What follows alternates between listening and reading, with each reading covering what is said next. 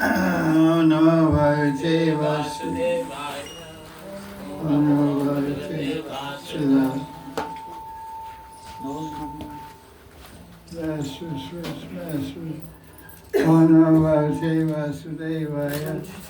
Narayana Namaskrityanam Chaivan Rutam Devim Sarasatam Vyasam Vijurjam Dire Nasa Prayeshu Bhadreshu Nityam Bhavajan Sevya Bhagavad Surke Bhakti Bhakti Nasti Krishna Swadamo Bhagate Dharma Gilani Visa Kalanasya Vishamesha Purnakilanatta Sarvedanta Sarami Shri Bhagavatamishite Sarvasamrita Chutasya Nanyachasya Krishna Bhagavata Sarvasraya Pratishoke Pratishraya Nanatagaya Premaya Bhagavata Krishna Sriyanga Jayate Gayana Yata Krishna Rajara Srimad Bhagavatam Ki Jai.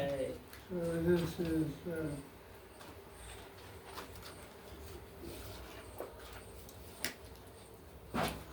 Bhagavatam class, Saturday Bhagavatam class, April 5th, 2025.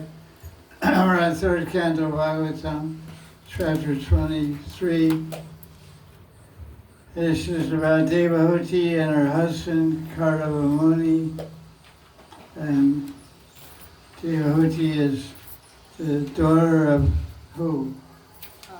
Swayambhu Manu. Swayambhu Manu and Shatrupa. And they're in charge of propagating living beings in the universe. And they're giving their daughter away to Kardava Muni. So Kardava Muni and their daughter can populate the universe as a service to Brahma and to Vishnu.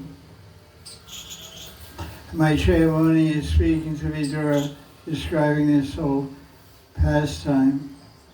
From what yuga was this pastime? Satyuga. Satyuga. So the chapter is basically this chapter 23 is about babies. It's about wives and husbands pleasing and loving each other and combining together to produce a child for the benefit of the world and also for the benefit of the mother. Because they say that the father lives in the son. The father reappears as the son. The mother reappears as the daughter.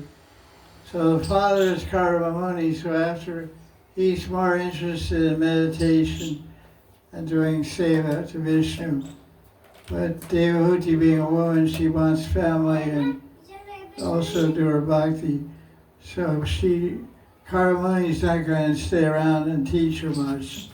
So he's going to reappear. Kardava Muni is going to reappear as who? As the son of Devahuti and Kardava Muni, Kapila Dev. And Kapila Dev is going to instruct his mother in bhakti. So it describes how Devahuti served her husband in a very attractive way, with trust and purity, respect, sense control, meaning of simple sevas, friendship and sweet words. Vishram Benatna Shochena Gauravena Tamena Cha Shushushya Saradena Vacha Madhurya Vishabo. So this is a way to make anyone happy. You show your trust, you live purely and show respect and control your senses. Do humble service in a friendly way and speak sweet words. And she says in verse 3 that the wife, she was devoid of lust and cheating, hatred, greed, sin, and pride. Always working with attention and diligence, she pleased her powerful husband. So interesting, it says in verse 4 and 5 that The third line says, Daivat Gariyasya Patyor. The husband can change the destiny of the wife. Very interesting idea. That's the most interesting part of this verse.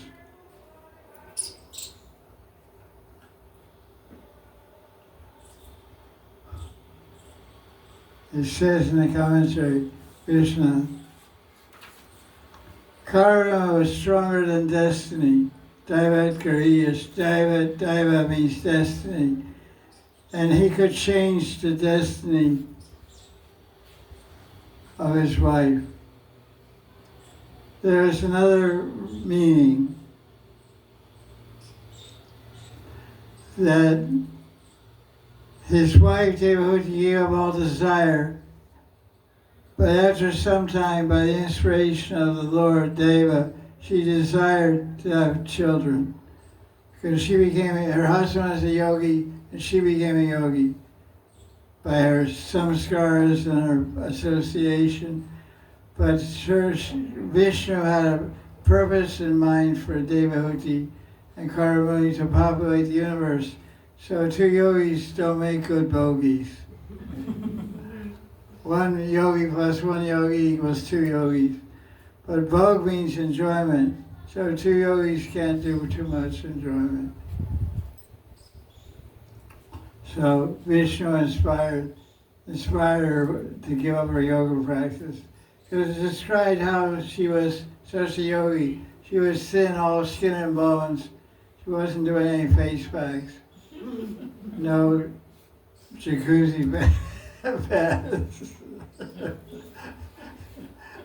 And hair dyeing. Hair nourishing. And she was just falling apart, being a yogi. So Vishnu inspired her, and her husband used his mystic power to give her a new body, basically. It's called Kaya Kalp. She got a new body. And because he had so much power, he was able to create a flying city and palace. The palace with wings.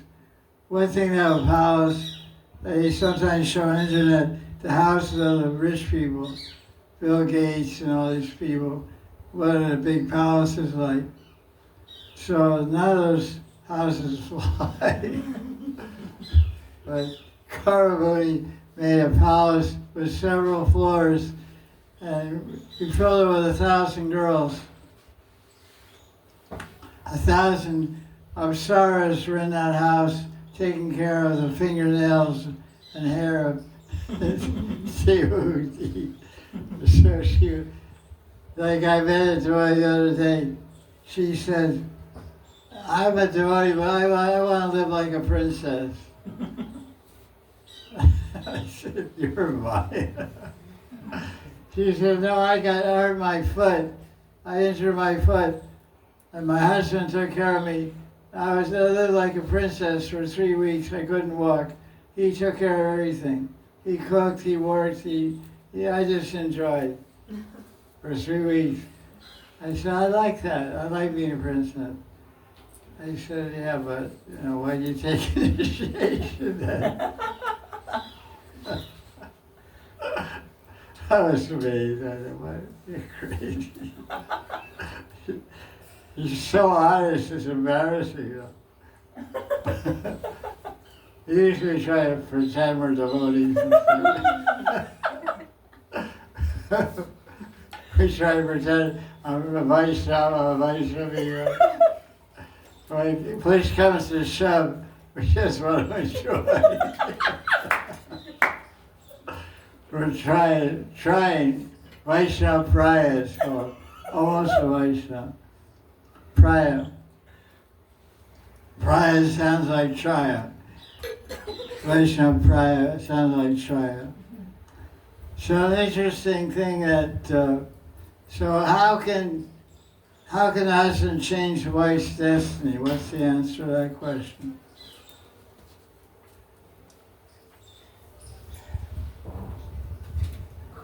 have a doubt here that is any husband can change or Kardama is powerful yogi and he's so strong that he can change the destiny. That's what devotee feels. Is like that. Alright, sir. Alright, मिल गया? अच्छा. Okay, put it in the kitchen. You don't need to show it to class.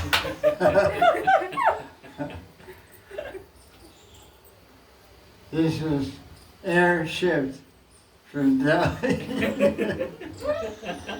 They got lost in transit, and then we traced it down. It sounds like money, but it's not.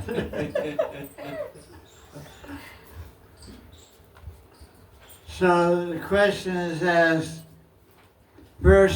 chapter 23 of the third canto, verse number, what is it?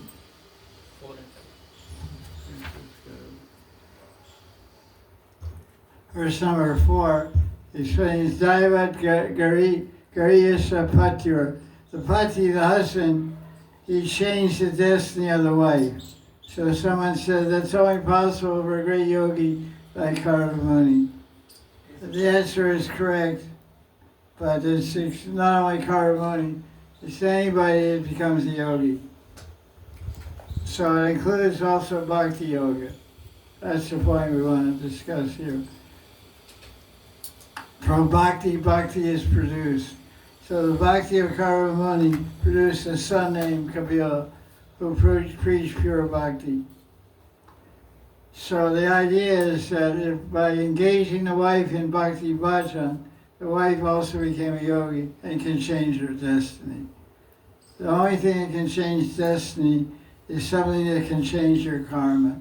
The only thing that can change all 4 stages of karma is Bhakti Bhajan. So therefore, the husband being a bhakta could change the destiny of the wife. So the Shastras say a wife gets 50% of any spiritual practice the husband does. I don't know if the husband gets anything of the wife. It doesn't describe. Wife gets her own stuff. That's their nature anyway. Generally, when women make money, there's no income household. Husband's making money, the wife's making money. What does the wife say? My money is my money. your money is my Your money. money is my money. That's the idea. It's all my money. But in terms of spirituality, whatever, if a wife does spiritual practices, that's all goes to her credit. But there is a principle of association, that if a wife is a pure devotee and engaging in bhakti, she is creating that bhakti atmosphere which is also influencing the husband.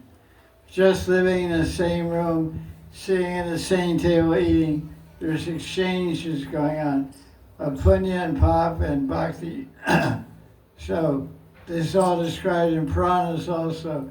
By eating at the same table and you're not eating the same food, eating the same restaurant, you get the karma people with you. So that's why I always said that saintly people, they go bake food, they go on the bank of a river, they eat alone. They don't eat in public. You always read about that. They bake some food and they go somewhere. They offer it to their deity around their neck or in their heart, in their mind. They eat alone out in the forest on the bank of a river. So because all these karmic exchanges, but the devotees don't worry about that so much. He even explains, once Prabhupada was flying on the plane, he was on the plane and it was delayed. So he had the servant call the temple that they just left. And he told them to bring the Mahaplate. He said it's still being offered. He said, just bring it.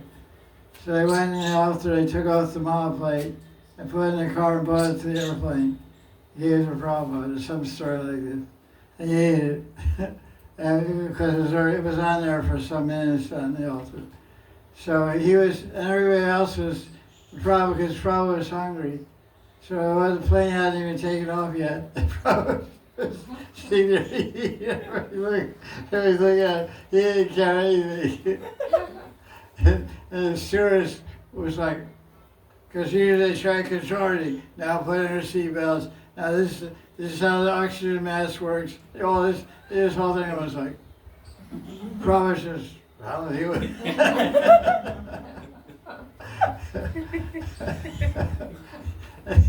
They came on the plane late with the offering tray, put down the table. Probably started eating right away. And it's probably had this energy you couldn't touch it.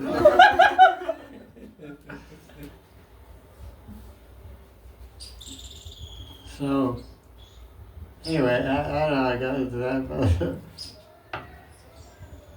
so it's a fact that the husband can change the destiny. He's supposed to also. So Carmen said he's happy with his wife, and she's intimating. She's not speaking any words. She's just speaking with her eyes that she wants to have a child. So he's communicating with his eyes, and also it says in verse 10, this whole thing that she says, but she doesn't say it with words. She says it with her eyes. The husband knows what his wife is saying with her eyes.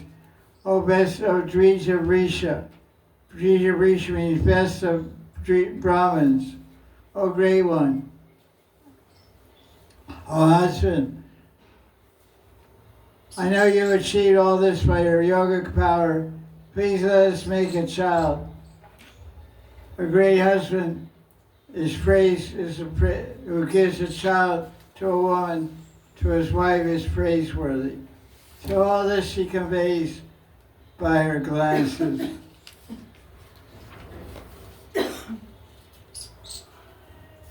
So it describes about because there's Kaladash and Patra.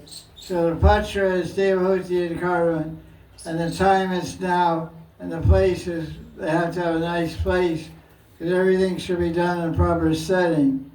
They say there's a time and place for everything. So they wanted to produce a child, so they need a proper arrangement. They took baths and had all kinds of beautiful clothes and ornamentation, and they drank intoxicating liquors.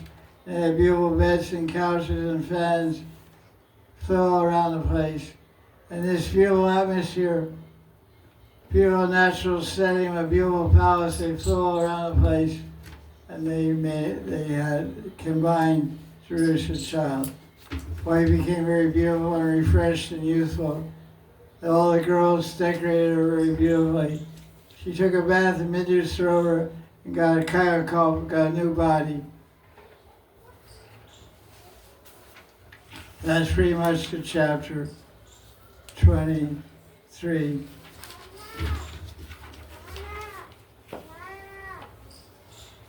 And they passed 100 years flying around. There's honeymoon for 100 years. That's in verse 46. They lived for 100 years and gave birth to 9 girls, which propagated the universe, got married, made a bunch of kids. And then after 9 girls, then she was a little shy, so she drew on the earth with her toes. That's a symbol of shyness. Looking down and scratching the earth with her toenails. And she said, I want another kid. So she wanted a boy. So she had 9 girls, 1 boy, Kapila. So that's how the chapter ends. It's a good chapter for husbands and wives.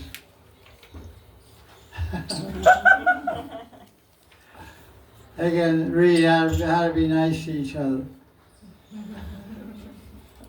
How the wife should behave to make the husband happy. How the husband should behave to make the wife happy. Make a lot of money, have a big palace. Fly around in your Gulfstream jet plane.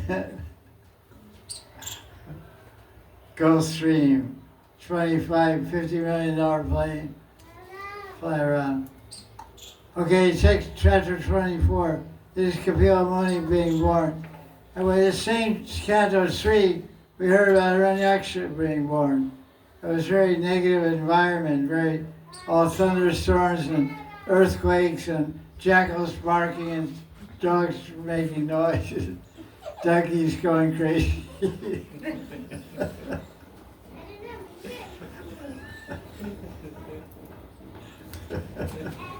But really wild. So now a saintly person is being born. And you can see how when he was being born, everything became really auspicious. Flowers fell from the sky, everybody became happy, all the apsaras were dancing in bliss, Gandharvas were playing instruments and singing and dancing, flags were flying. The water of the minds, everyone became satisfied. Brahma and all the rishis came down to visit Karma and give blessings.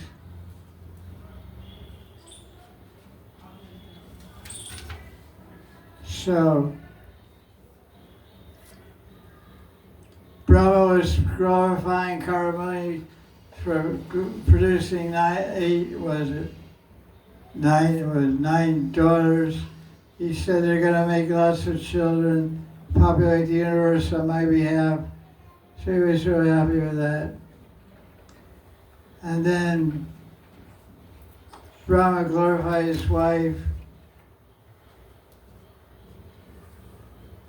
Then when they got in their swan carrier, Swan Airlines, Hamsa Airlines, another million Kumaras, everybody flew back to Satyaloka.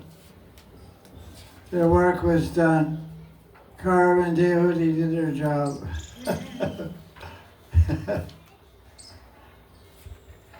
So, Kapila took birth. They said who his daughters married. They married all different rishis who became. But the one daughter's name was Arundhati. She became the wife of Vashishta. Angira Rishi married Shraddha and all these guys. Verse 29, chapter 24. Read the Sanskrit. Sayeva Bhagavanadya Helanam Ganayana Griheshu Jato Gramyanam Yaswanam Bhaksha Poshana. Translation. Krishna, who favors his devotees, not considering our neglect of him, has today appeared in the house of a materialist.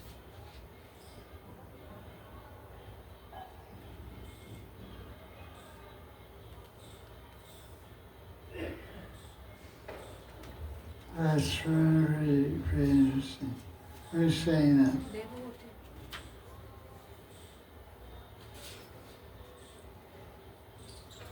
Well, I guess Maitreya Muni is speaking this. Who's speaking this verse? Maitreya.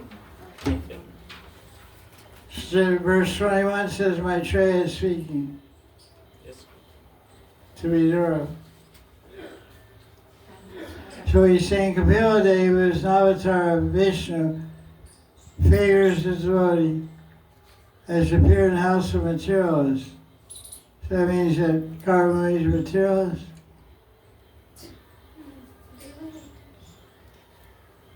Because in 27, maybe Kartamuni or Devahuti, because in 27th verse it's written, your appearance in my house without motive is because of your mercy only. 27 commentary. And that's commentary, right? Commentary.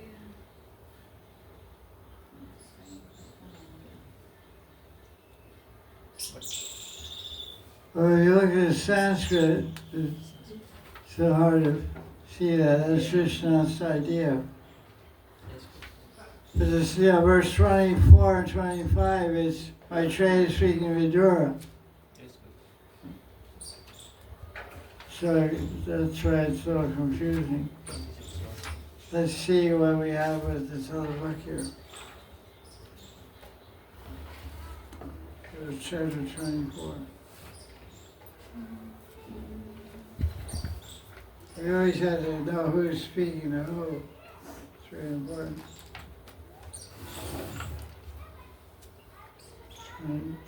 What verse is it? 27. 24, 27. Yes.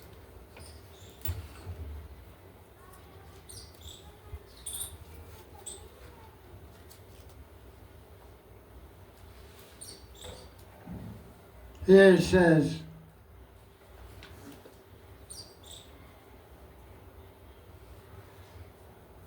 there's some water fell on my head.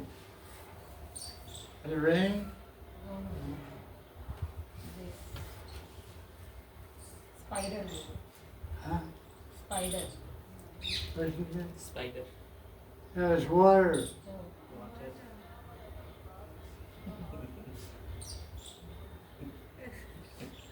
Scrolly.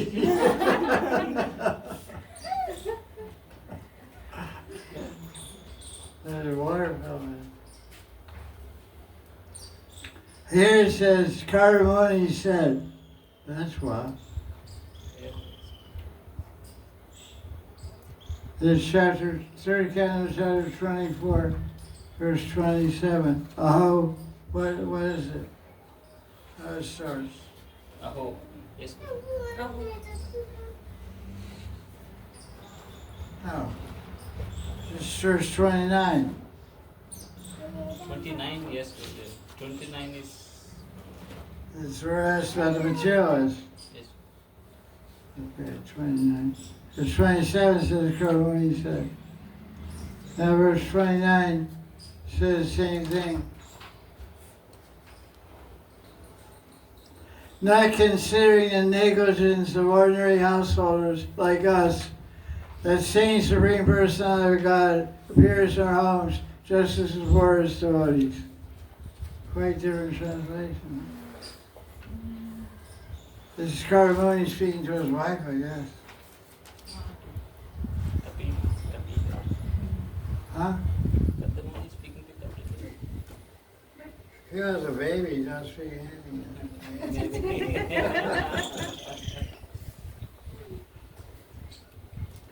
That's all Karamani speaking Devahuti.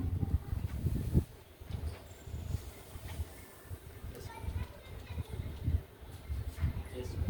I guess. I really don't know. It's very confusing.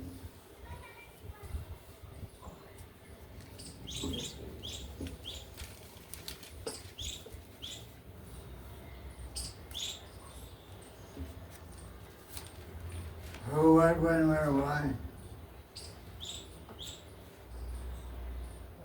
Verse 27. Look, what does it say in this book, 27?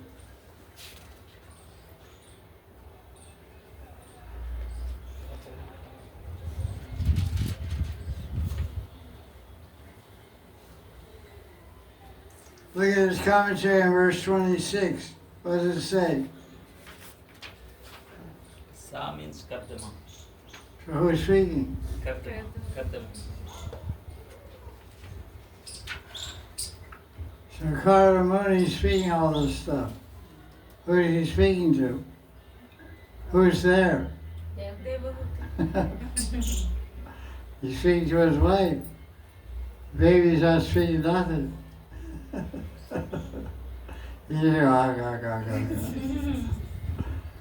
In translation, it's 26 translation. What? 26. What about it? Understanding, Kardama approached him in a solitary place and offering him respects, spoke to Who's him? him. That I don't know. I think he's speaking to the baby. Yeah, because he is appeared Because he knows he's God. He said, you came to, he's humble. He's a yogi, but Karamani is in a humble mood. So he's speaking to God, because compared to God, compared to Kapil Muni, Karamani is a materialist. That's how he feels when he's so humble devotee. So he's saying, oh God, Bhagavan, Kapila, you appear in the home of materialists like me. This is the idea. So it's very important to understand the context of the whole idea, what's going on here. So 27 says, Prabhupada says, Karamuni says, after a long time the deities of the universe have become pleased with suffering souls who are entangled in Maya because of their bad deeds. So in other words, the devatas and Vishnu have arranged for an avatar to come to help the people suffering in the material world, and he's appearing today as my son. That's what he's trying to say.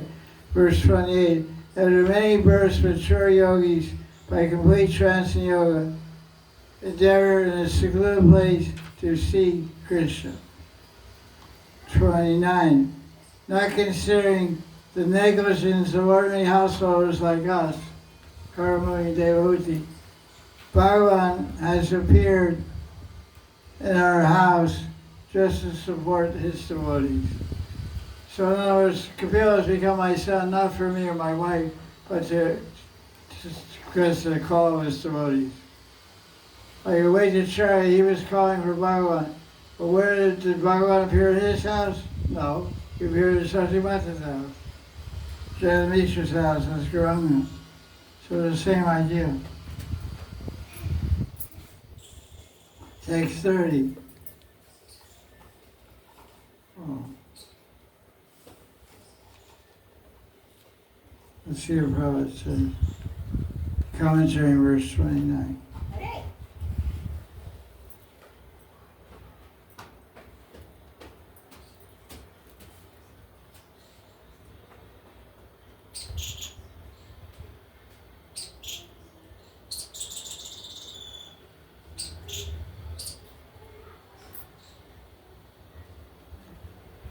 Prabhupada says, Krishna agrees to appear in a householder's house where devotees are practicing bhakti.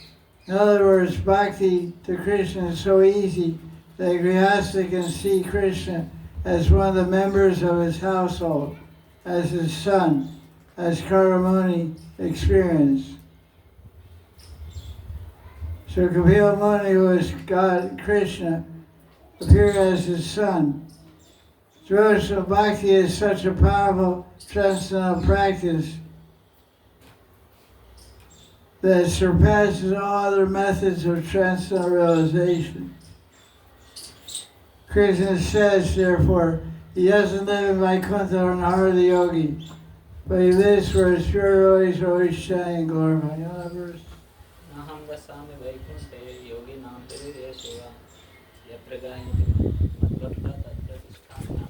Yeah, no. Famous verse. Krishna is known as Bhaktivatsal. What does that mean, Bhaktivatsal? Compassionate towards his No, Vatsal doesn't mean compassionate. persons. It means motherly affection. Vatsalya Ras. Parental love. Vatsalya. He's affectionate. Bhaktivatsal, he's affectionate to his devotees. He's never described as Jnani Vatsal or Yogi Vatsal. That's an interesting idea. He's not affectionate to yogis, not affectionate to Jnanis.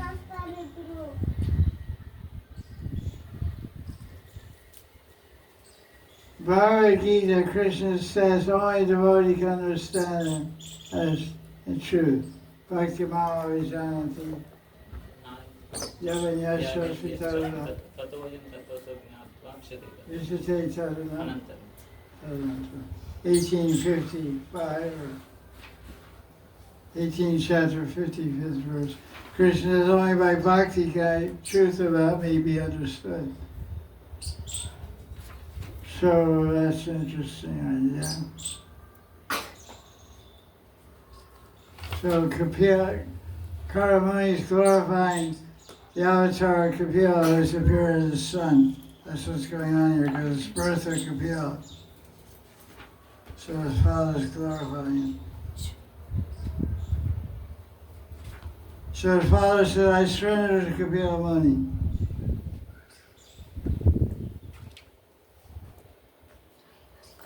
Yeah, baby Kapila gets right into it. He starts preaching. Verse 35, chapter 24.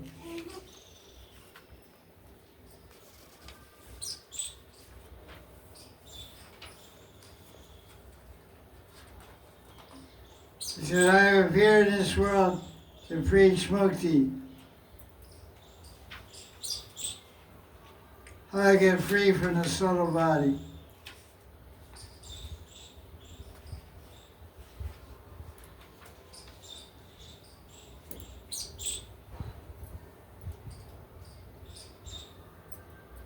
In verse 40 he says, Vila says, I'll give Adhyatma Vidya, I'll give spiritual wisdom to my mother. And then basically Kapila Muni told his father to get lost. He said, you can go now. You're not needed anymore. You should go to the forest and practice yoga and meditate on me and attain perfection in life. I'll take over now. You can take a walk. He freed both sons.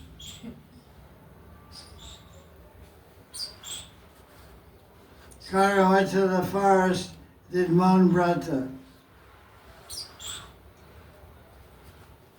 He wandered alone and slept under the trees.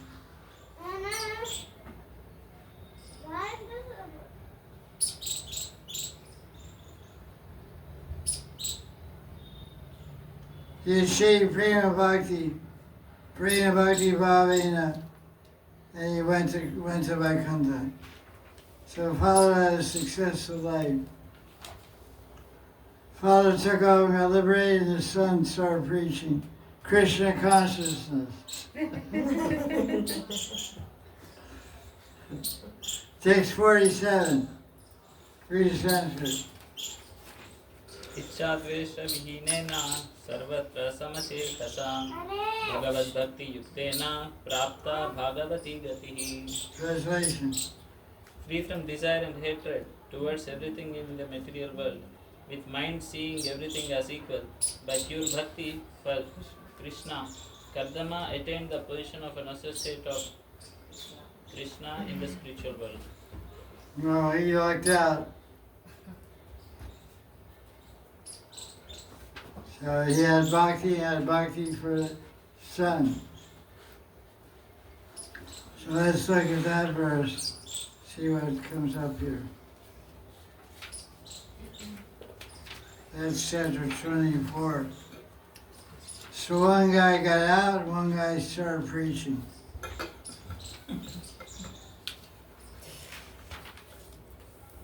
So that's good. They say, what's that verse? You shouldn't become a father or a teacher. Gurur na sasyat, svajano na sasyat, pita na sasyat, svajani na sasyat, daivam na sasyat, napatischa sasyat, brahma anuchir. Pretty close. Fifth Canto Bhagavatam. One should become a teacher, a father, or a doctor. Unless they can liberate their students or disciples or patients from birth and death.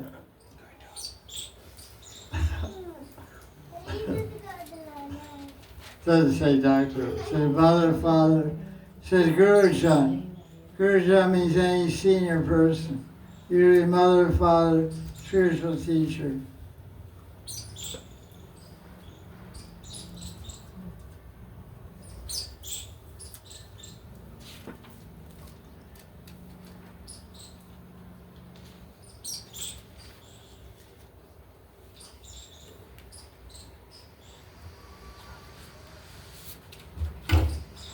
Okay.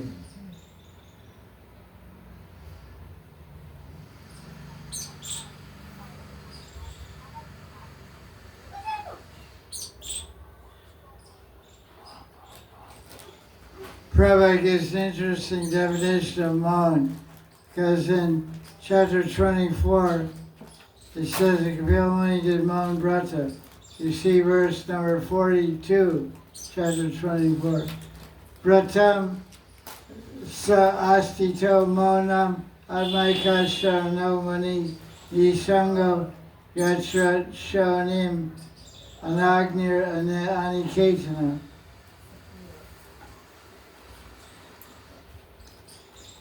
He didn't have any house. He traveled, slept on the earth. He took shelter of Bhagavan, of the Atma, and Paramatma in his heart. He did vow of silence.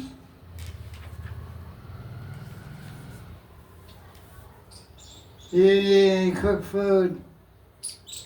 He didn't have any house. He just ate roots and berries and wheatgrass and spirulina.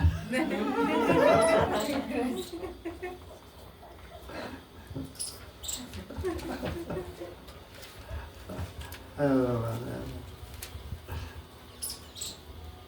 that. A nice commentary problem.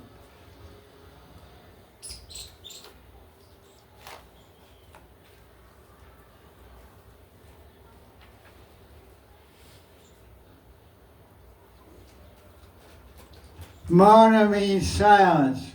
Unless one becomes silent, he cannot think about Krishna Leela. It's not that because one is a fool and cannot speak nicely, he therefore takes a vow of Mahan. Rather, one becomes silent so people will not disturb him. It is said by Chandra Pandit, a rascal appears very intelligent as long as he doesn't speak. But speaking is the test. The so-called silence of the silent impersonal Swami indicates he has nothing to say. He simply wants to beg. But the silence adopted by Karamuni was not like that. He became silent for relief from nonsensical talk. One is called a Muni when he remains grave and does not talk nonsense. Maharaj Ambarish was a good example. Whenever he spoke about pastimes of Krishna. Mahan means refraining from nonsensical talking, engaging in talking about Krishna Leela. This way one can chant and hear about Krishna in order to perfect life.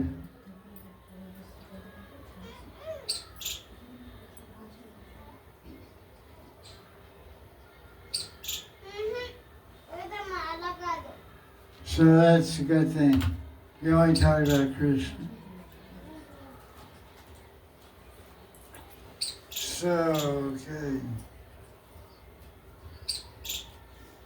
So now that's Kapila's been born. He started preaching. He told his father, get lost. And he said he'll teach his mother all about spiritual life. So Kapila's life Karamuni's life was successful. It's like you call a successful Grihastha life.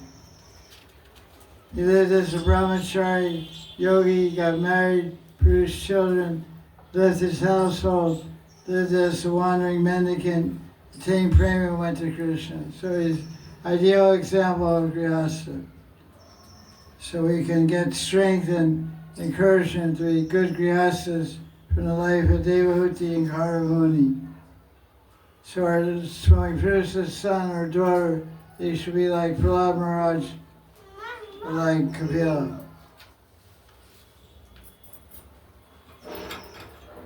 So now chapter 25. This begins the teachings of Kapila Muni about bhakti. It's called Kapila Shiksha. Third Canto Bhagavatam, chapter 25. We're supposed to read chapter 23, 4, and 5. This today's class. So let's see what's going to come up here.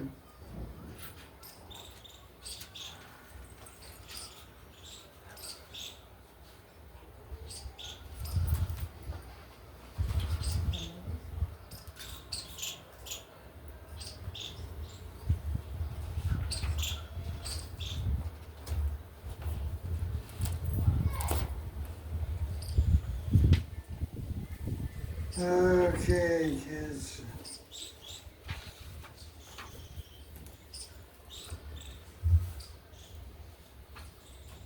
So what is the philosophy that was propagated by Kabir Muni? Sankhya Yoga. What does Sankhya philosophy mean? Analyzing the elements, What does the word Sankhya mean? numbers. Count. Numbers. CPA. Certified.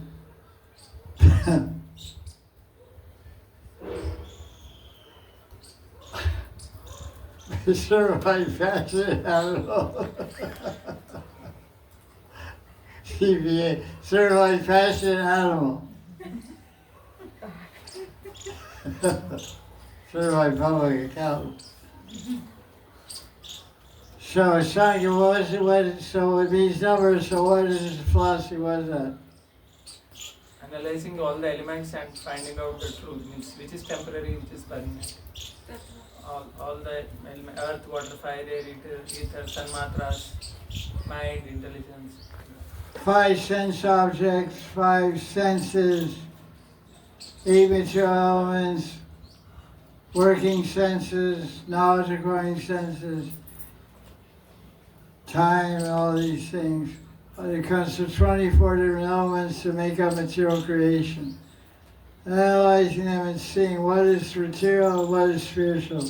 Being able to differentiate between temporary material world and eternal spiritual world. That's called Sankhya. In other words, you analyze what's the world around you to find the spiritual reality and ultimately the absolute truth, the absolute personality of God behind everything. Because behind everything, there's a person. Many ancient civilizations had the idea of the substratum of reality was a person. So they have they're called pantheistic. Pantheistic means many devas, many devis, many devas and devis. Behind every energetic phenomenon, there's an energetic person. The air god, wind god. Every Greek culture had this idea. Indian culture, Aztecs, Mayan, all ancient culture of the world had the idea there's a person behind creation. Because there is. There's many persons behind the material energy. So, the first verse of chapter 25, it says, Sankhya Tattva. Kapila taught Sankhya Tattva. Atma Maya, the truth of the Atma. So it's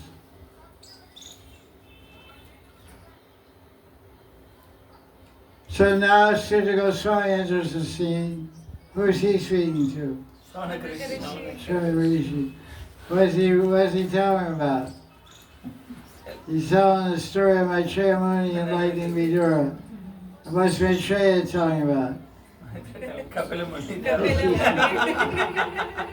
talking about Kapila Muni, who is the son of Devaki Karmuni, who is the daughter of Tribal father is who? Brahma. Brahma's father is who? Garvadakshana. Yeah, the whole family line.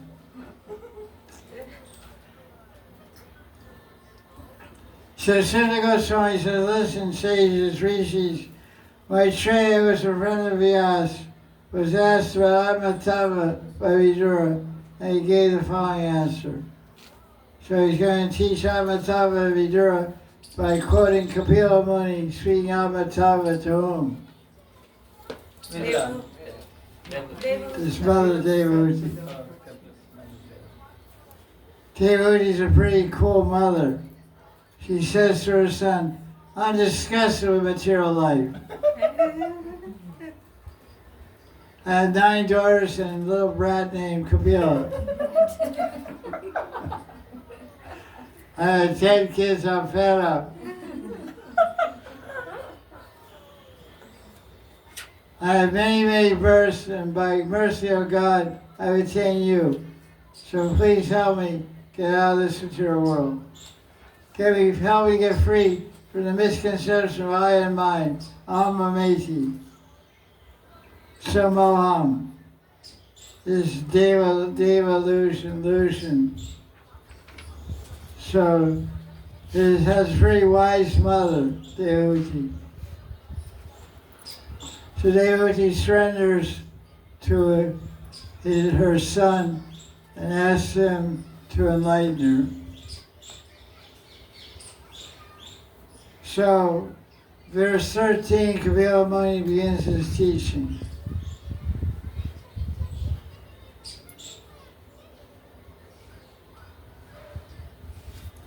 So he's telling his mother he's going to teach her about yoga.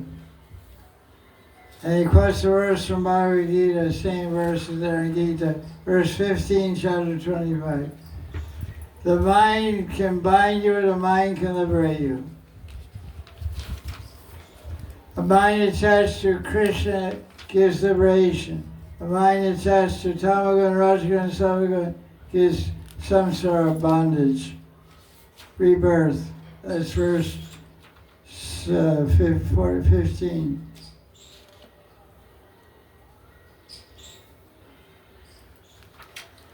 And then he gets right to the point. He says, only bhakti which is auspicious path. That's verse 19.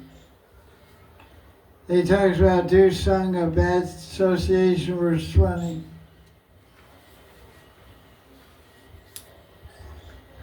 Bad association binds one, it's verse 20. But association with devotees, moksha dwaram, apavritam, sadhu krito. Associating with sadhus opens the door of liberation. Let's see what Prabhupada says about this idea. Okay. Vima's going to lay out the truth now. What verse is that? 20th verse. 20th verse. Okay.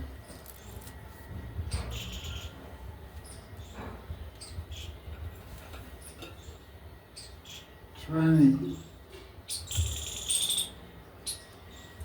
Every learned person knows very well that attachment for material is the greatest entanglement for the soul.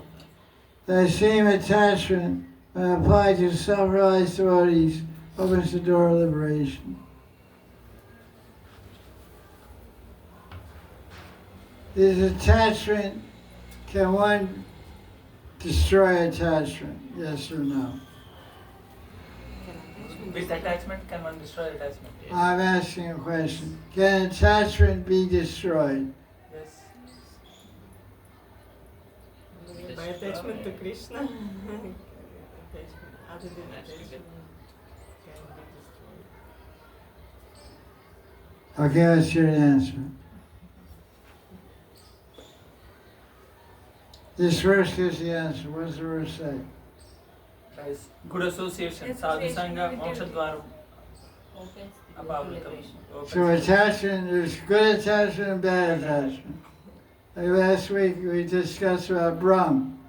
Somebody asked me about devotees in Bhagavatam getting bewildered. They said in an internet question, how is it, or you asked, Brahma and Yudhishthira getting bewildered? I said there's two kinds of bewilderment, spiritual and material.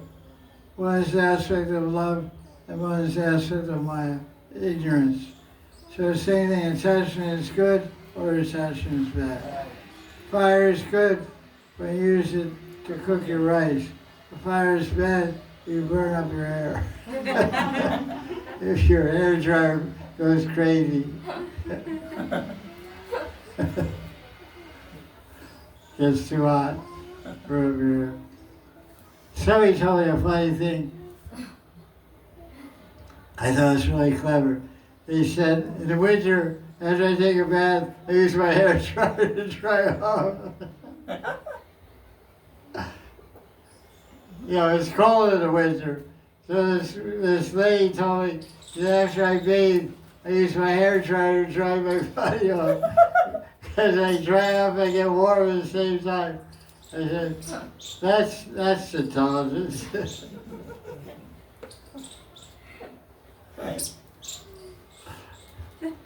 I remember when in the winter in our house, sometimes we had natural gas in the kitchen, and our heating system was oil, like car oil or something.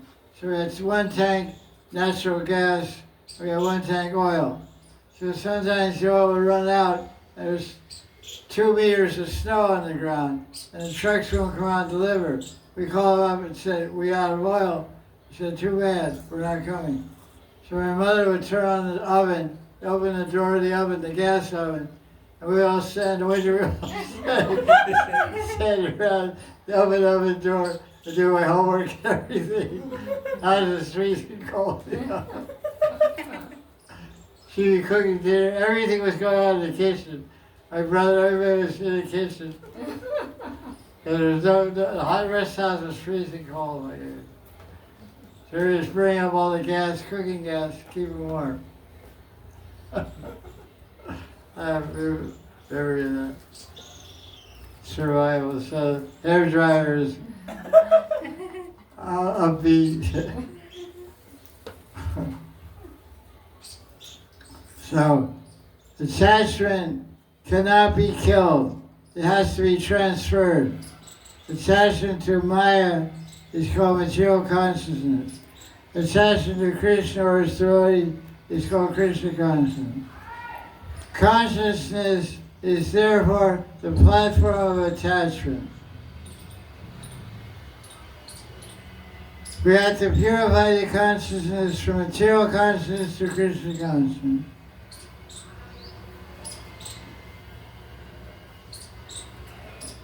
A living entity by nature has a propensity to be attached to something. Why should we say that? Why is Prabhupada say by nature the jiva has a propensity to be attached?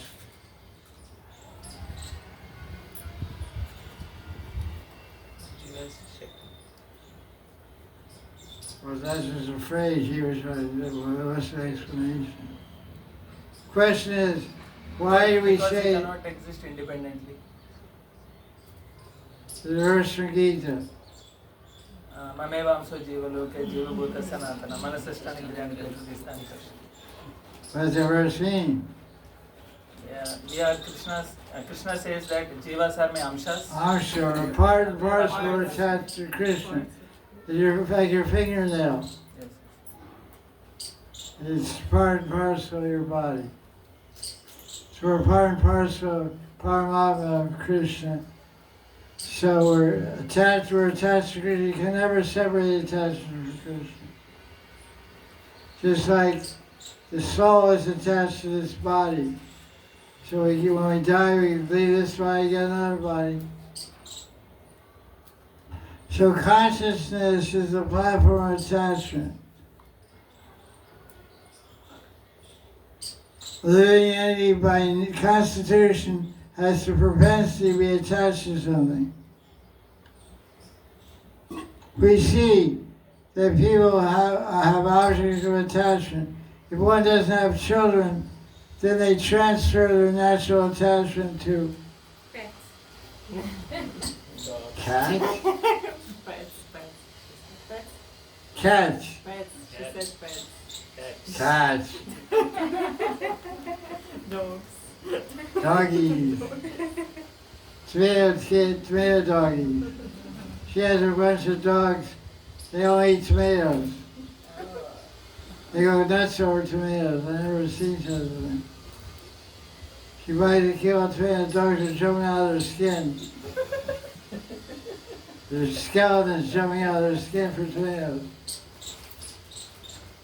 Special dogs, maybe Bengali dogs. They like tomato blood.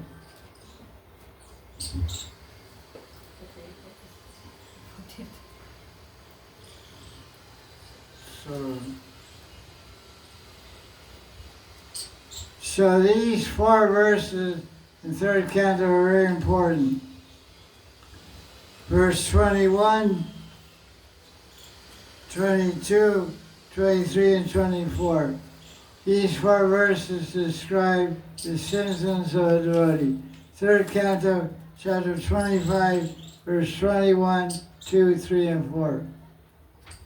This next verse is highly quoted by Srila Prabhupada. He gave lectures on this verse, on these verses. They're printed in a book. They were transcribed into a book called Teaching of Lord Kapila. There are Bhagavatam classes given in Los Angeles. They were printed in a book. Next verse is very important. Who knows it?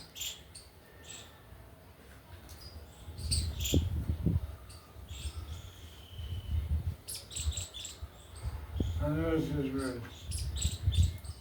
Dikshava karunika surda sarvadina ajata shashava shantaha sadhava sadhana. Okay, good. Kids, learn this verse. Dikshava karunika surda sarvadina ajata shashava shanta sadhava sadhana. These are the ornaments, the jewelry, the decoration of a sadhu. Sadhu is tolerant, merciful, friendly to all living beings, has no enemies, is peaceful, follows Shastra, and all his characteristics are sublime.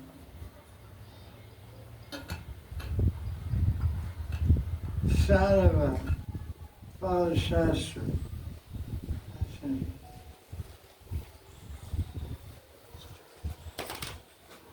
What does he say? Straightforward.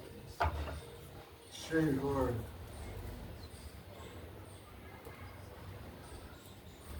Straightforward. Always says follow Shastra.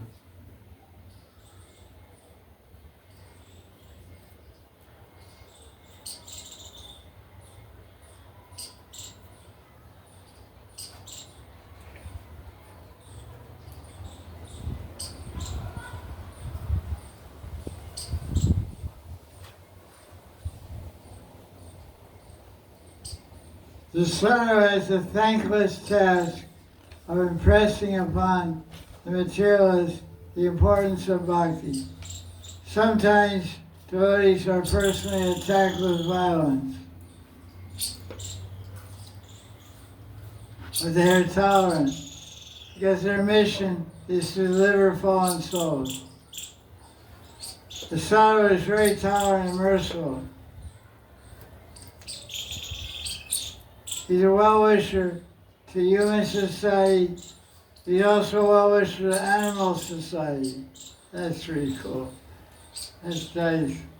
Well-wisher to humans and animals also. That's a very nice phrase.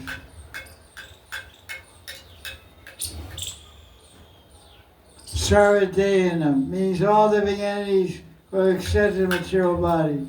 Sarvadeya. Not only human beings have a material body, but also cats and dogs have material bodies. Okay, there we have cats. Cats are in the Bhagavatam. Doggies are in the Bhagavatam. Devotees first and everyone. Cats, dogs, trees. We offer milk to our trees. We hope them to grow pearls.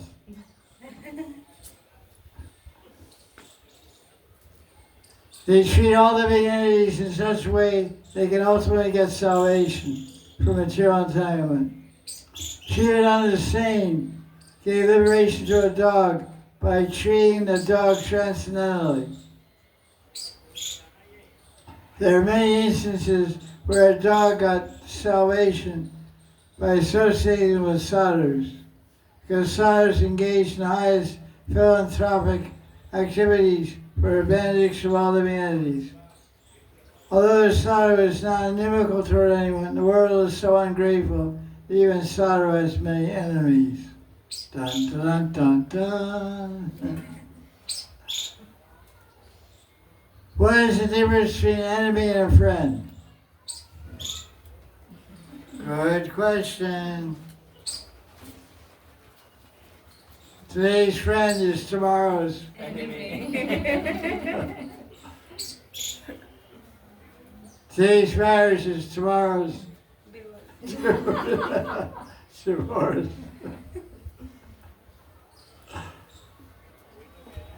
What is the difference between an enemy and a friend? There's a difference in behavior.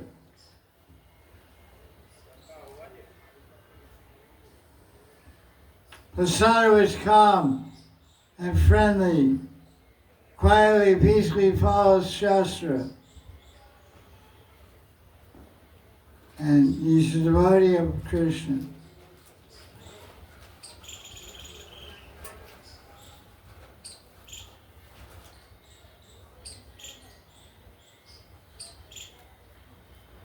Okay, there you go.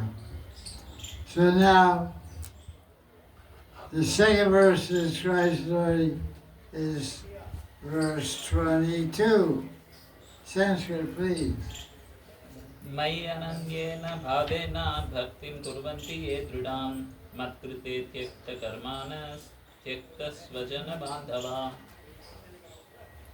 Ananya Bhav, which Maya means made of, composed of, saturated with Ananya Bhav. Ananya means undivided love for Krishna. Everything fixed on Krishna, Ananya Bhav. We should be Tridam. Tridam means fixed, firm, determined. We should give up karma. All our friends and relatives. Bye-bye, mommy, bye-bye, daddy. Swajanam. What's that verse from Bhagavatam? Uddhava's teaching, chapter 47, 46. याविस्त्यजं स्वजनं. Let's start.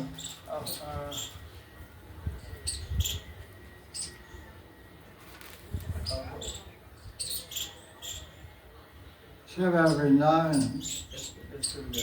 Asamaho. Asamaho charana jeshu. Asamaho charana Dushamahamsya. Komalato Shadinamsan. Asamaho charana jeshu. Vrindavane किमपि गुल्मलतौषधीनां स्वचनम् आर्यपथं च हित्वा बेजोर्मुकुन्द पदवीं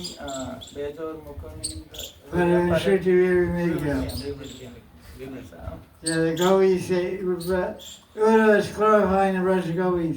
Swajanam आर्यपथं च हित्वा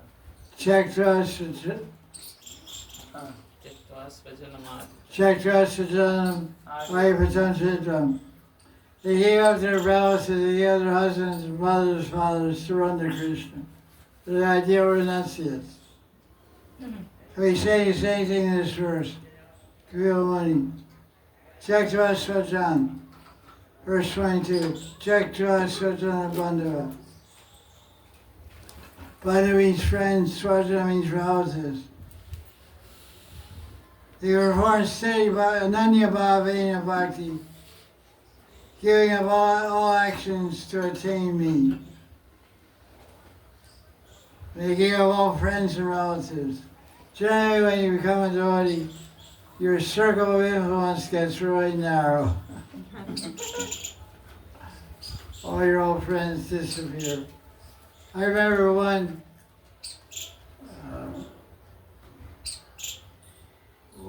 was the temple president in Baltimore, Maryland, USA in 1982. And I've been a devotee since 7 years, and I had this girlfriend when I was in high school.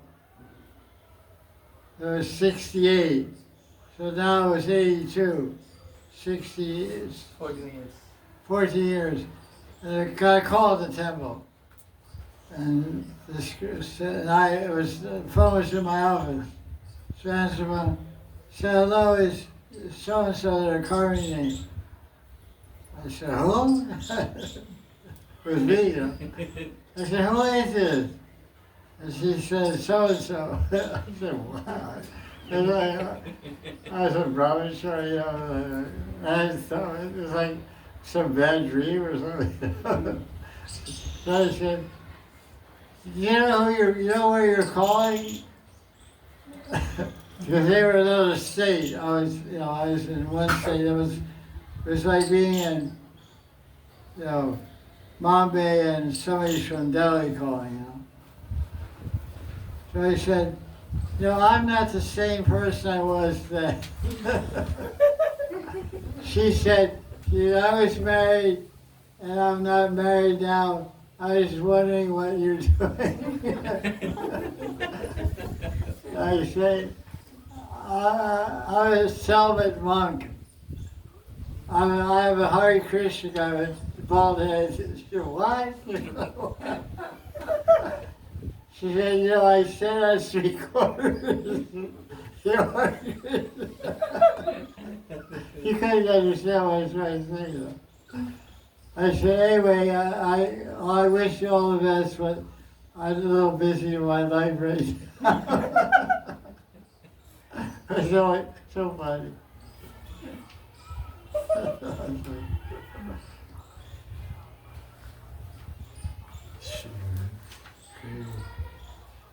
So, you have to give all your friends, and family to worship Krishna.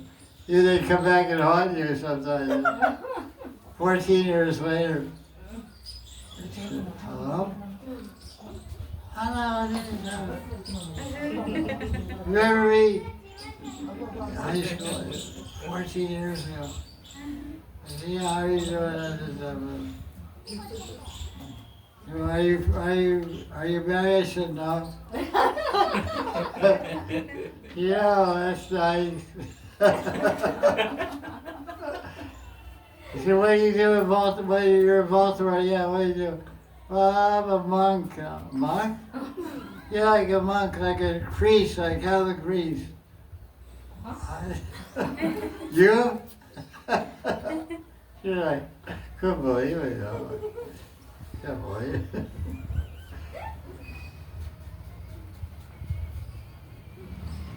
Bless her soul. Okay, that's interesting.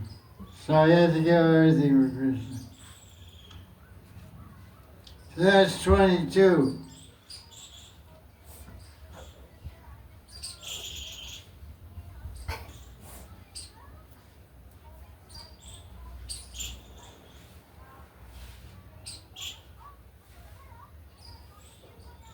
The sadhu is one who has given up all responsibility to society, family, and world humanitarianism, simply to serve Krishna. When one takes birth in human form, one has so many debts to pay to devatas, to great sages, to general living beings, to one's parents and family and forefathers. But you can give up all obligations if you engage in the service for Krishna.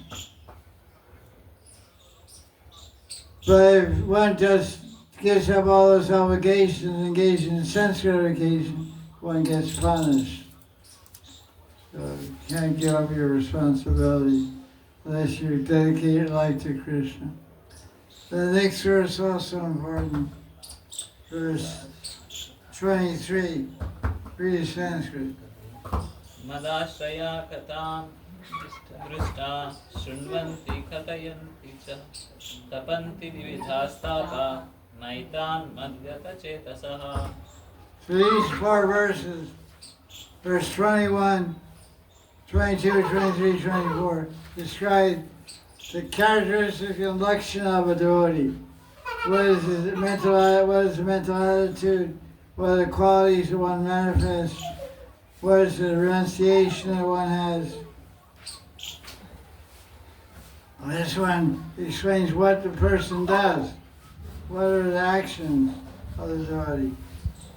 Say, ashray, they take shelter of Krishna. They speak katha.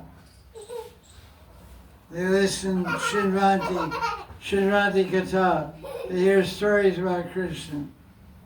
They perform austerity, tapanti. They're not affected by different types of miseries. Their minds have been absorbed in Krishna. Chaita means mind. Vaikata means directed towards Krishna, towards the goal of Krishna prema. Verse 24, read the Sanskrit for that. तयेते साधवः Sadhvi सर्वसङ्गविवर्जिता सङ्गस्तेष्वाथ ते प्रार्थ्य सङ्गदोषहराहिते. That describes more about devotees. They're called sadhus or sadhvis. Female singular people are called sadhvi, male are called sadhu. And they give up all kinds of bad association, sarva sangha vivarjita. And they always associate with spiritual people. They destroy all the faults of it. Sangha dosh. Sangha means association, dosh means faults. All the faults of material association. They have no interest in dharma, kama, moksha. Devotee has no interest in any of these things. They're only interested in praying seva of Radha and Krishna. As devotees and in the sadhaka stage and in the siddha stage, all we care about is praying seva of Radha and Krishna. This is a summary of the qualities of a devotee. Let's see if Prabhupada's commentary on any of these verses.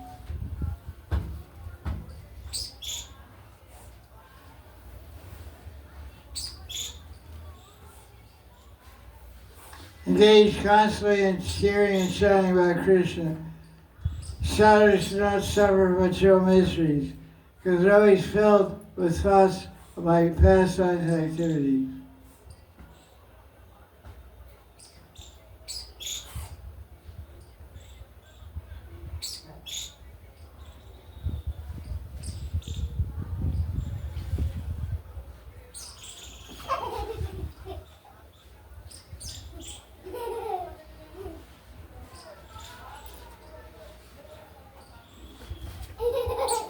What verse is that? What number was that? 24. 24.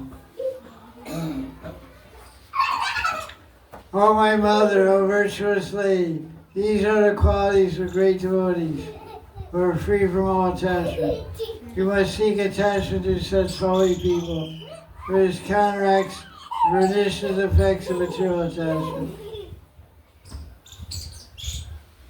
So Kapil Muni advised his mother Devahuti, if she wants to be free from material attachment, she should increase her attachment to devotees.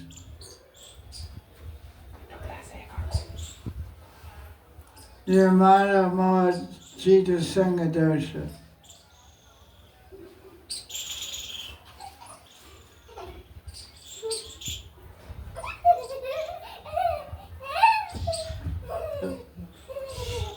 Hey, behave yourself.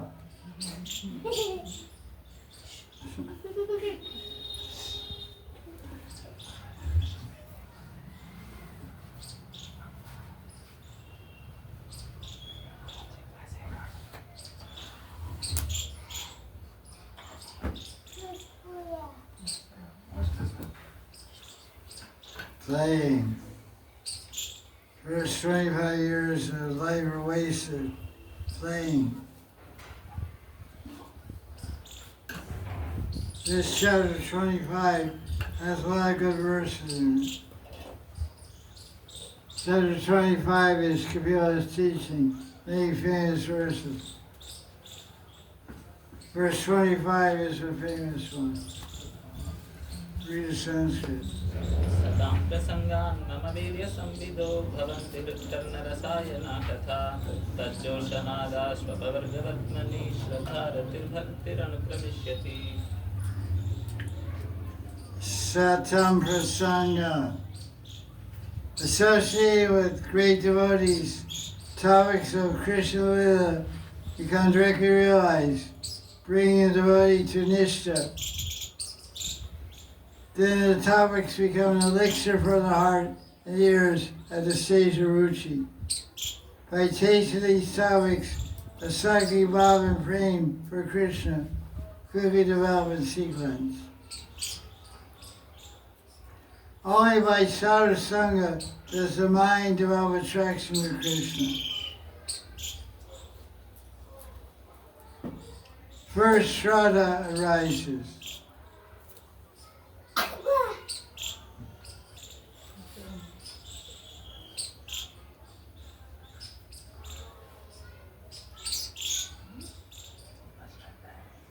There's all progression here.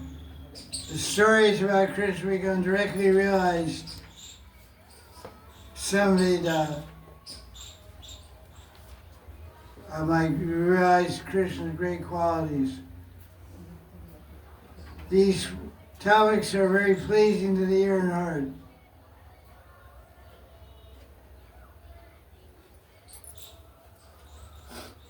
So then he explains how bhakti should be preached in this world, following sequence. Wow. So up to verse 26, 25, Kapila Muni is preaching the principles of Shuddha Bhakti, pure Bhakti. After that he starts preaching about Yoga Mishra Bhakti.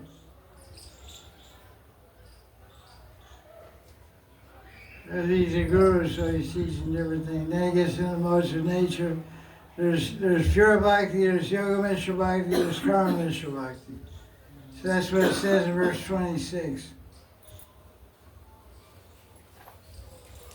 Bishop points it out in the commentary, page 593.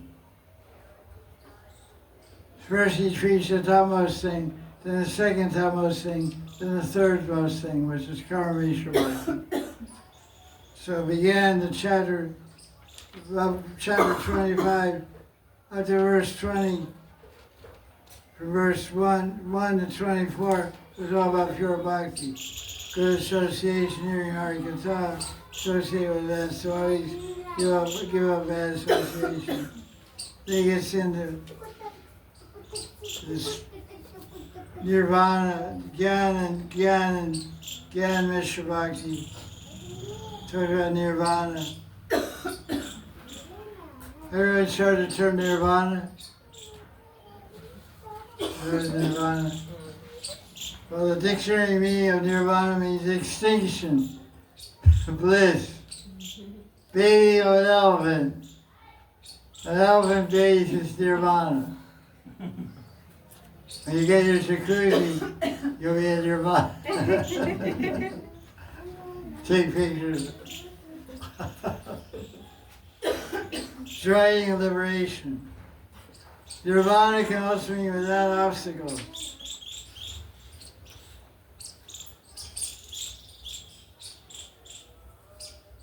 So yoga aims at liberation, all that kind of stuff.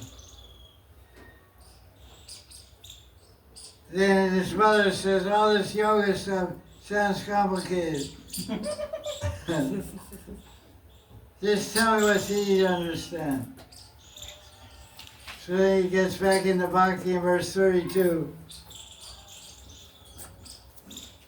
He said, best to do Krishna Bhakti without material desires. Follow your Guru's teaching, with your mind dedicated exclusively to Krishna. It's much better than liberation.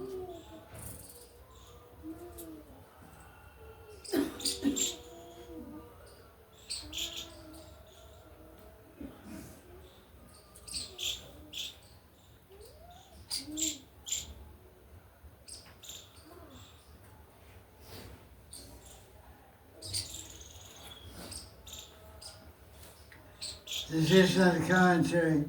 Bhakti is action of the senses with the exclusive mentality of being a Vaishnava. Bhakti is not action of the senses which act on their own, but action of the senses according to the mantra given by Guru. The senses should have daily action in accordance with the mantra concerning Krishna given by the Guru. Because the mind maintains a healthy state by excretion of urine, stool, and all that stuff. Here these organs, by functioning in relation to Bhakti, are considered Babaji, sadhana Bhakti. This is a very important purport, commentary by Vishwanath Chakravarti on this particular verse. This whole verse is one of the most important verses of this chapter, because it shows the verse, chapter 25, third canto, verse 32, shows that washing clothes is also Bhakti sadhana. Cooking our breakfast, cooking our lunch, getting our hair done, all this, getting a haircut, it's all part of Bhakti. Even passing soul is part of Bhakti.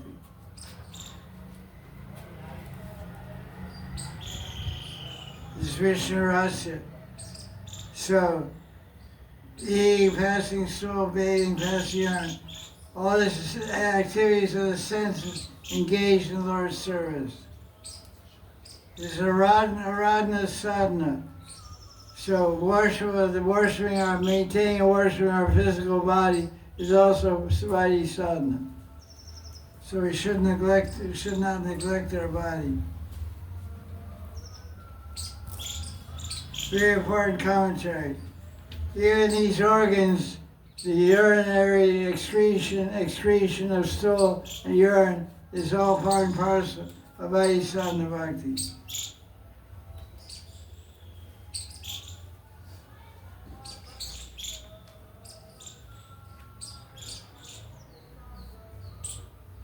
Spontaneous action of the senses directed towards Krishna is superior to liberation.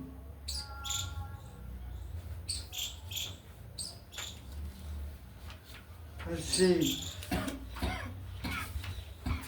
Prabhupada says on this. What verse is that? 32.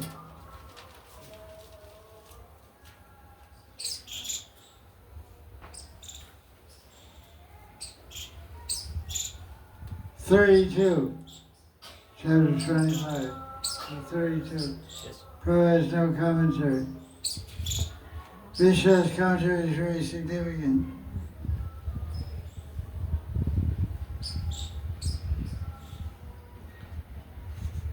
It's very enlightened, very important commentary. I've heard this preached many times. I've heard this preached by Sajjan Ryan Das in books also.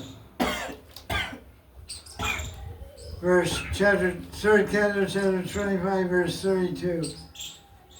Even to that extent, the passing soul and urine, and resting and sleeping and all bathing, all the activities are part of sadhana bhakti.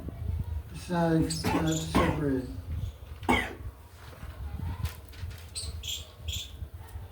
Prabhupada don't comment on it.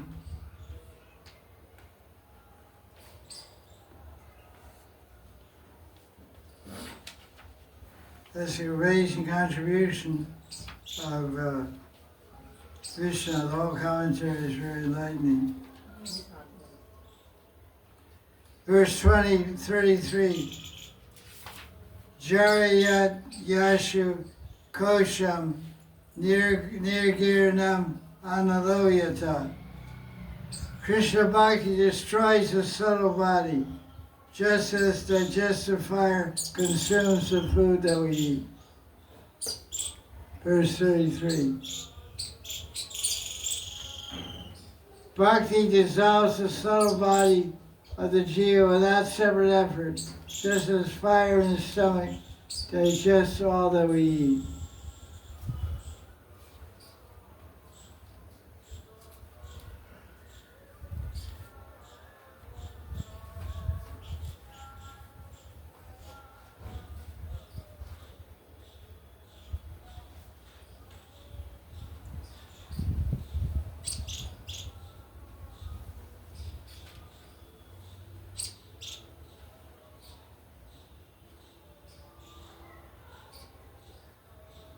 Very interesting purport of 33 by Vishnu.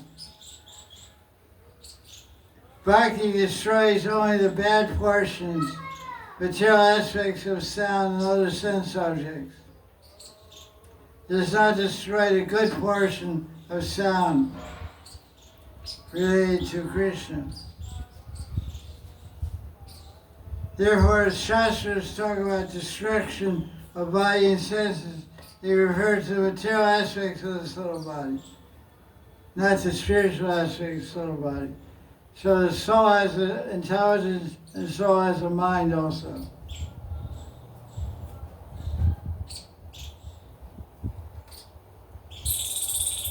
To support this, he quotes the Bhagavatam, 7th Canto, chapter 135. The Vaikunthavasi's bodies are completely spiritual. They have nothing to do with material body, sense, or life here.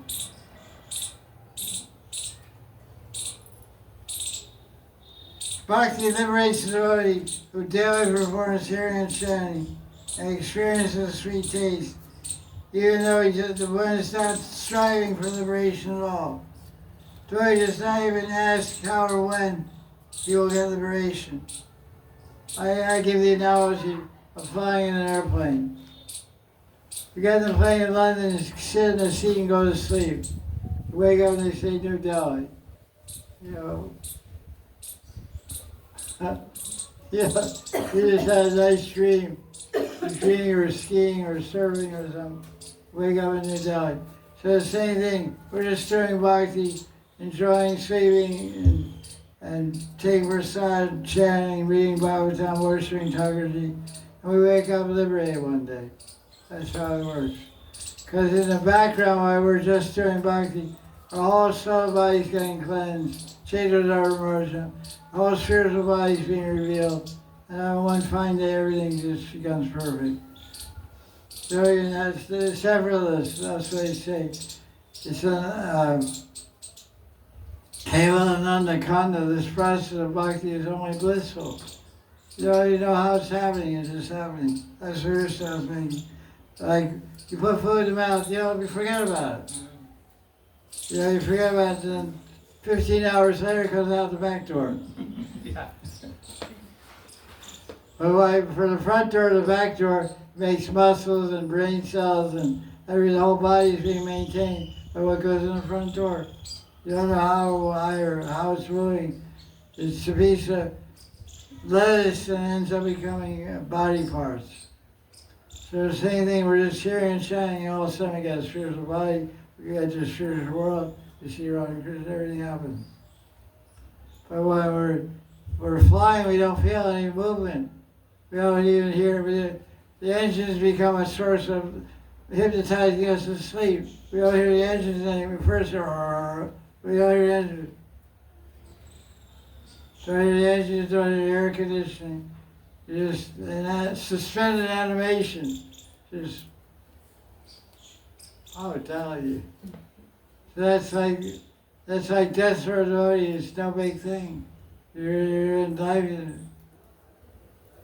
wake up in devotional service again. Look at this kid. He's a little kid. Yeah, I just sang. He's always doing bhakti all day long. Hearing verses, hearing kirtan, eating prasad. He's just enjoying. It's a nice analogy. Without a person's endeavor, the fire digestion digests the food. The person does not know how the food gets digested. So my devotee just hears and chants, experiences a sweet taste, without striving for liberation at all. Devotee does not even ask how or when we'll get liberated. We don't think about it. Like, too busy enjoying the present. It's like that. Very nice analogy.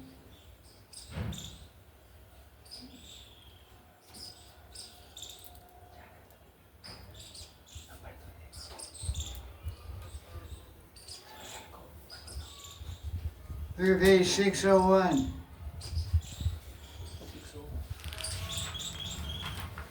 verse 33 commentary. Read that paragraph, just as the fire of digestion. Just as the fire of digestion, from the moment the food is eaten, begins digesting it, but completes the process after 9 or 12 hours, so from the beginning of devotional practice, bhakti begins to destroy material life in the form of lamentation and illusion, but completes the process of destruction only after some time. Thus, even at the stage of practice, when lamentation and illusion have not been destroyed, one should not consider the devotee to be in samsara. Action of senses for Krishna, devoid of jnana and karma, devoid of other desires, following the rules mentioned in the devotional scriptures, using the mantra given by Guru, by which in small, Which is small. but which is small in quantity, is sadhana bhakti, without spontaneity. When it becomes full in quantity, as sadhya bhakti, the result of sadhana, it becomes spontaneous bhava bhakti. When the bhakti is small in quantity, but has more spontaneity in it, it is called raganuga sadhana bhakti. When the type of quantity becomes full, it becomes bhava bhakti of raganuga type. These distinctions are found in Bhakti Rasamrita Sindhu. Yeah. Joy. Very nice.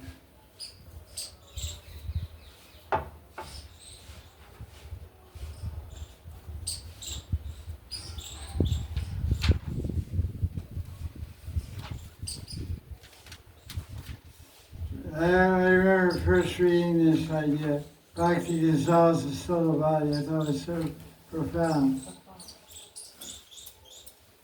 Let's find devotion to Krishna. Your mind intelligence gets, material mind intelligence gets dissolved. Pretty nice.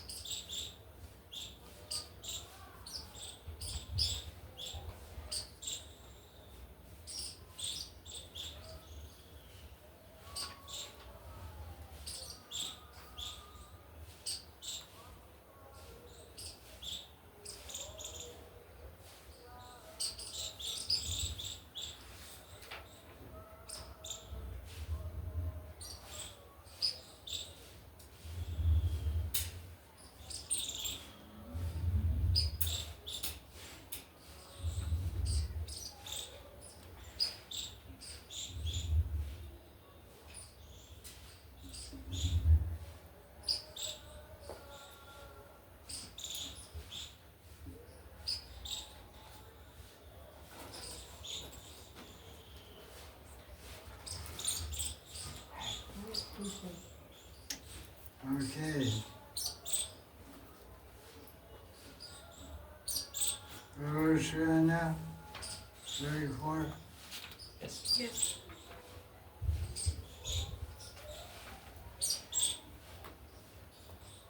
The commentary on 34.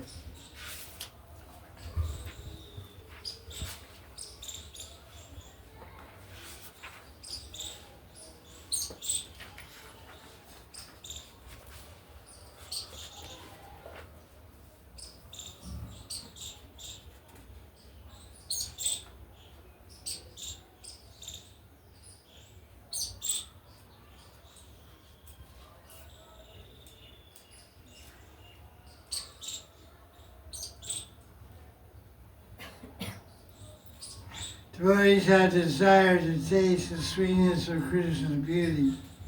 They have no desire for anything else. Anyabhilasha sunyam.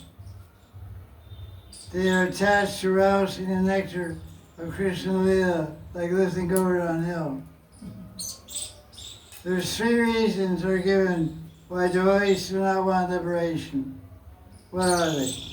They do not enjoy the happiness of Brahman because there is no service to the Lord's lotus feet, because there is no realization of the Lord's beauty, fragrance, etc., and because there is no relishing of sweet pastimes. Yeah. That's a nice commentary. It's pretty boring. Brahman is pretty boring. Boring brown. Save is bliss. Brahman is boring. BBB. Brahman is boring. Bhakti is bliss. Anybody watching him? What's he doing? Yeah, he's here only. He is with Haridas. Haridas.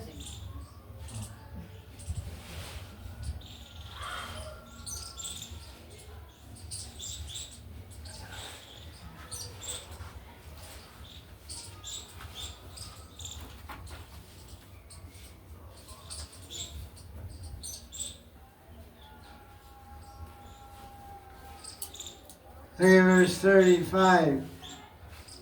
Kabir was telling his mother, "Hey Mom, my devotees always see my smiling face. They like to see me in different forms. And they also like to talk favorably with me." So, do you talk to your Thakurji? Don't eat in class.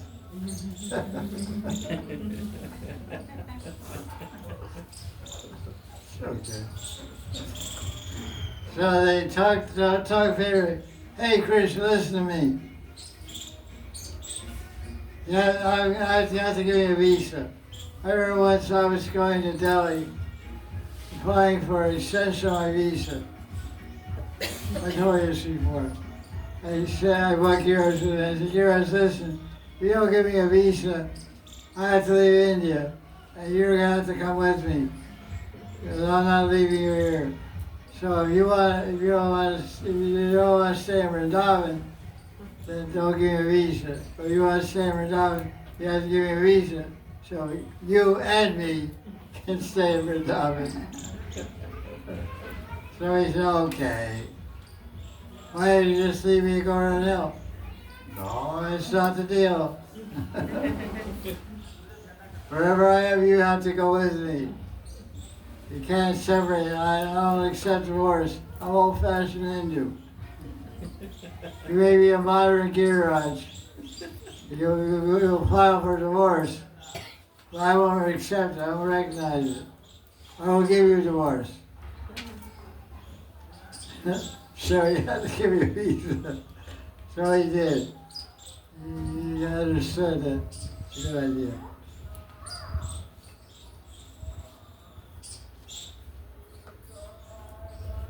So the way you speak pleasing words, Sakam Vacham Vadanti. They speak pleasing words.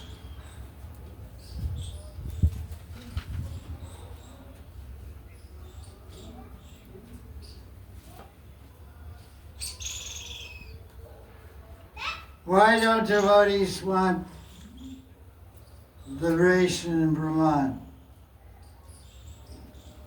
Because there is no service. It is No, that's the end of the book.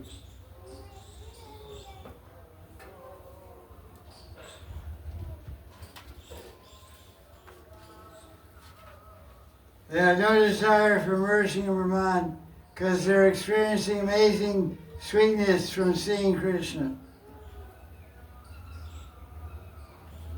Krishna has all attractive words, glances, smiles, and pastimes, which fulfill the desires of devotees. Because the minds of devotees and senses are attracted, they don't desire liberation.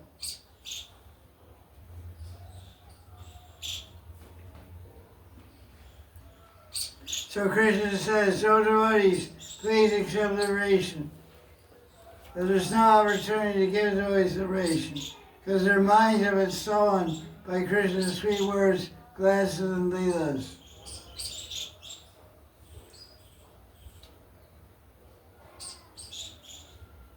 Who would give up a Chintamani gem for a piece of gold? Oh, you're stupid.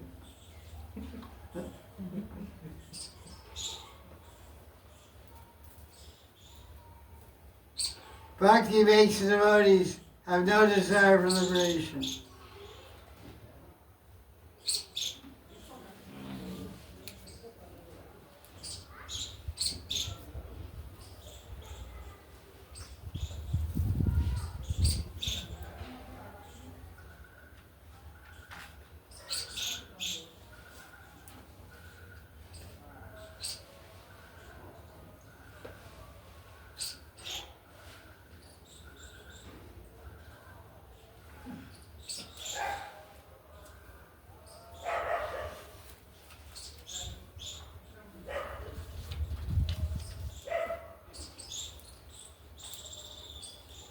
Verse 38 talks about Rag Bhakti.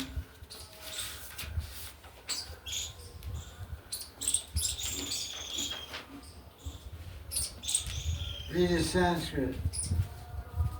नटर्हिषिन्मत्सरा शान्तरूपे नङ्क्ष्यन्ति नो मे निमिषोऽल्येऽधि येषामहं प्रिय आत्मा सुतश्च सखा गुरुः सुहृदो दैवमिष्टम्. Translation. The devotees in the spiritual world are never deprived of any enjoyment. My wheel of time does not afflict those devotees for whom I am a lover. The Atma, son, friend, elder, companion, or worshipable deity. That's good, huh? Let's take another translation. That's 38, huh? Yes.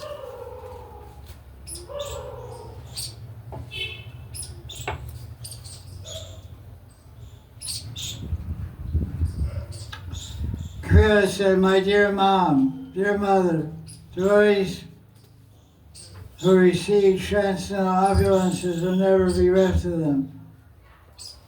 Because devotees accept me as their friend, relative, son, guru, benefactor, supreme Ishtadeva, they cannot be deprived of their possessions at any time.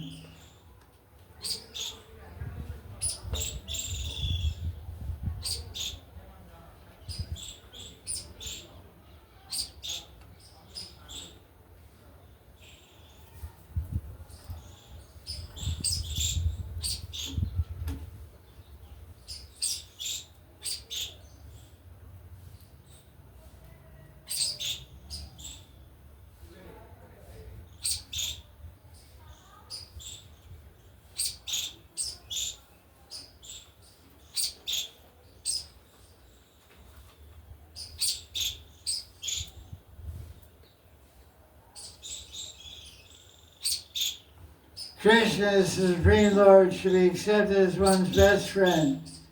Krishna will never cheat.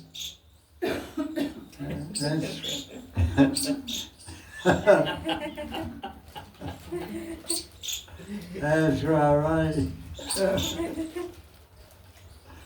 He always gives his friendly advice and friendly protection to the devotee.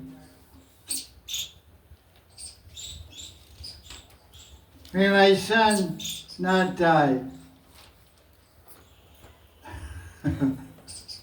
For Krishna will never die. Therefore, those who accept Krishna as their son will never be bereft of a son. There are many instances devotees have accepted the Thakurji as a son. In Bengal, there are many such people. Even after death of a devotee, the deity performs a Shrat ceremony for the father.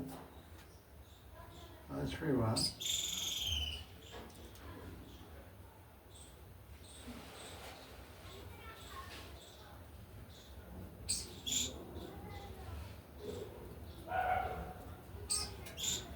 One who worships Krishna is promoted to Vaikuntha. There is no influence of time, destruction, or annihilation. The conclusion is that time influence cannot act upon devotees who have accepted Krishna as everything. That's that. There's no time. We're timeless.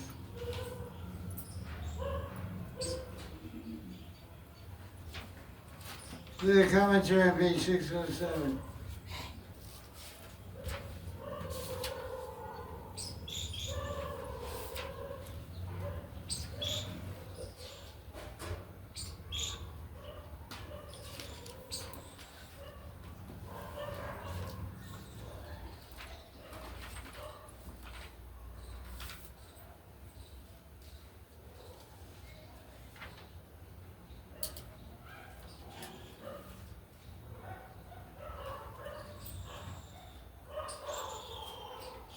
Verse 38 describes Raghunath Bhakti, because it describes that they have different relationships with Krishna in different rasas.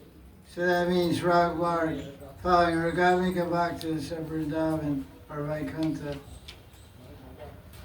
I'm a lover, friend, Sekiras, Vatsairas, Madhuras, Dasiras, like that. So I'll explain in the commentary also.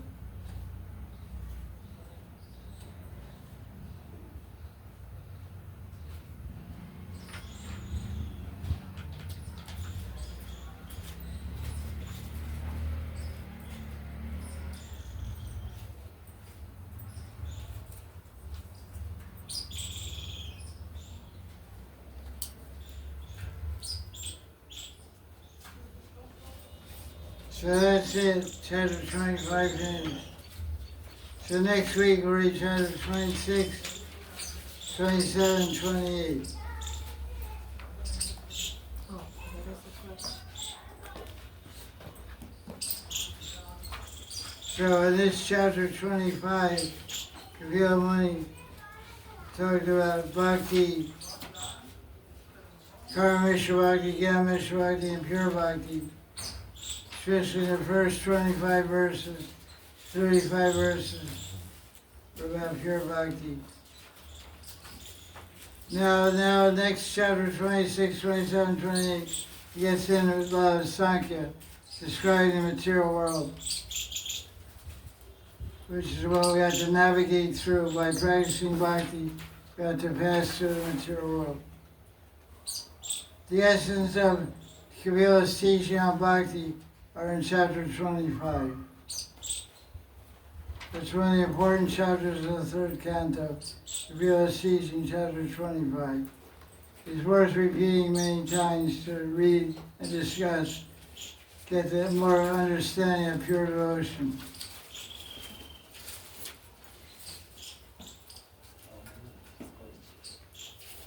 There is one question.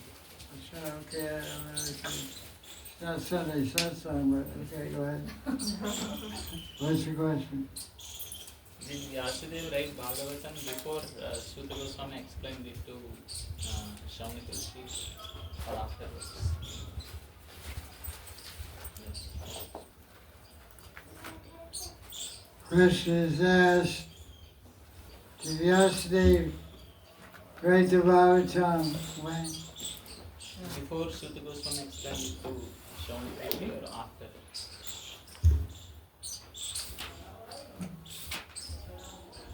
After.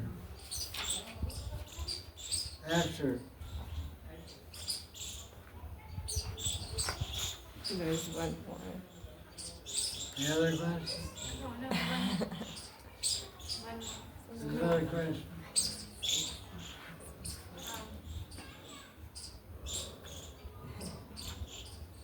Sunday satsang.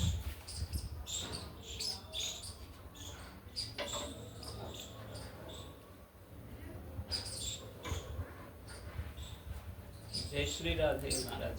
Please explain what qualification is. For a Ganuga Bhakti. What qualification is required for Raganuga Bhakti? Gone over here. Yes, same. Yeah. What she What said. qualification is required for Raganuga Bhakti? What's the qualification for describing bhakti? Well, it depends on two things.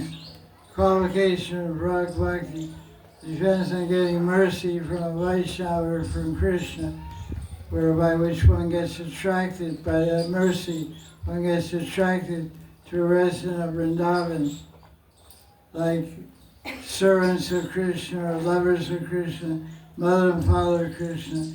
One gets attracted to their bhavas, their moods, their feelings, their sentiments, their relationship, and their interactions and pastimes with Krishna. And one wants to be like them. One wants to develop some slight attraction called kinchana anubhuti, slight attraction or interest to be like a Brijvasi in a particular rasa, and love and serve Krishna like a particular resident. Like one might be attracted to Radha and Krishna, that wants to serve Krishna the way Radharani and the gopis serve Krishna. So then one will follow the example of the gopis, the feelings of the gopis, the seva of the gopis, the leelas of the gopis. So beginning of Rag Bhakti is based on mercy one gets. That mercy translates as an attraction and an interest and a taste for a particular Brajvasi. The whole idea of Rag Bhakti means to follow the rag of the Ragamika Bhakti of Vrindavan. Rag means the attachment, the passionate, loving attachment Brajvasi has for Krishna. You read about it, you hear about it, maybe see this, see plays or movies of that. You become attracted and interested and have a taste for that, then you begin to follow them. That's what anuga means, to follow. Word anuga means to follow. Rag anuga, to follow the rag. So follow means you follow them by meditating on those people, praying to those people, hearing and always hearing and chanting about those activities and leaders of those Brajvasi. So it's a gift. It's not a byproduct of Vaidhi sadhana. It's not that you practice Vaidhi sadhana and all of a sudden you graduate and start practicing Raganuga Bhakti. It's not like that. It's a parallel practice of sadhana bhakti. It's called Raganuga sadhana or Vaidhi sadhana. But the impetus and the impelling force and impetus and driving force is different. Vaidhi sadhana is based on principles and teachings of Vaidhi sadhana and Shastra. Its injunctions, its rules, regulations, and fear of rebirth and all kinds of things, fear of punishment, fear of suffering next life. Or Vaidhi Bhakti is based on fear or adherence to scriptural edicts, rules, regulations. Rag is based on some feeling, some rag, some passion, some feeling, some taste that arises by hearing about Brajvasis. That's the basic idea. So there's thousands of people that read about Brajvasis, read about Krishna's pastime, but the rag doesn't awaken in them. They don't develop some rag for that. They don't have any idea to be like that, or any inspiration to serve Krishna like that. It's just they read about it, it doesn't touch their heart, it doesn't touch their mind, so they don't begin practicing Rag Bhakti. They continue practicing Vaidhi. Basically, Raganuga Bhakti means becoming like a particular Brajvasi, basically, that's it. So you become role models for seva, for meditation, for prayer, and for relationship with Krishna. We want to be like Rupa Mandri. I want to be a second Rupa Mandri. I want to be a second Tulsi Mandri. I can't become Tulsi Mandri. I can't become Rupa Mandri. I become like them. I'll follow them. I'll serve beside them. I'll serve like they serve. And I'll be in the leader of the Syrian. With some desire, some feeling, some taste for that. If that's not there, there's no question of practicing or beginning Rag Bhakti. Jai Jai Shri Radha. Jai Gurudev.